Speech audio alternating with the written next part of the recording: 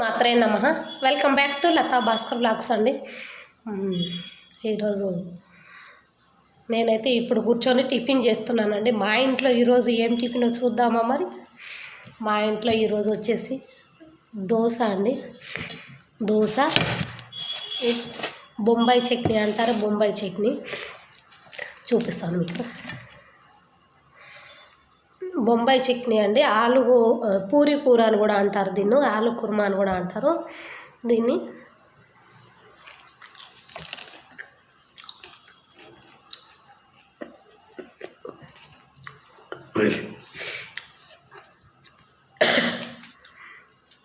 చాలా బాగుందండి. ఈ బొంబాయి చట్నీ విత్ కాంబినేషన్ దోశ అండి. ఈ బొంబాయి చట్నీ చేయడానికి ఎలా చేసుకోవాలి అనేది నేను ఫుల్ వీడియో తీసానండి. షార్ట్ వీడియోలో ఉంది. షార్ట్ వీడియో అప్లోడ్ చేస్తాను. నెక్స్ట్ అదే వచ్చుద్ది. ఓకేనా. మీకు ఎవరికైనా కావాలి అని అనుకుంటే ఇది దోశ కర్రీ ఎలా చేసుకోవాలో అని తెలుసుకోవాలని అనుకుంటే తప్పకుండా నెక్స్ట్ వీడియో వస్తుంది, చూడండి. చూసి లైక్ చేయండి, కామెంట్ పెట్టండి. ఓకేనా. నేనైతే టిఫిన్ చేస్తున్నానండి. మీ అందరు ఏం చేస్తున్నారు?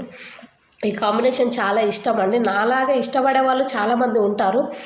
ఈ బొంబాయి చట్నీ దోశ కాంబినేషన్ అంటే నాకు చాలా ఇష్టం.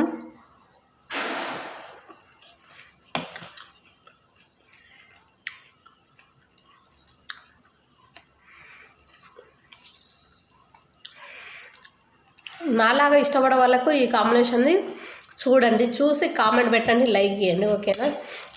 టిఫిన్ చేశారండి. నేనైతే టిఫిన్ చేస్తున్నాను. పొద్దున్న చూసారుగా, పొద్దున్నే లేసాను. అందుకే నాకు ఆకలి వేస్తుంది ఈరోజు త్వరగా. అందుకే త్వరగా చేసేస్తుంది. త్వరగా ఏం లేదు, 8 అవుతున్నట్టుంది, 8:30 అయిపోయినట్టుంది.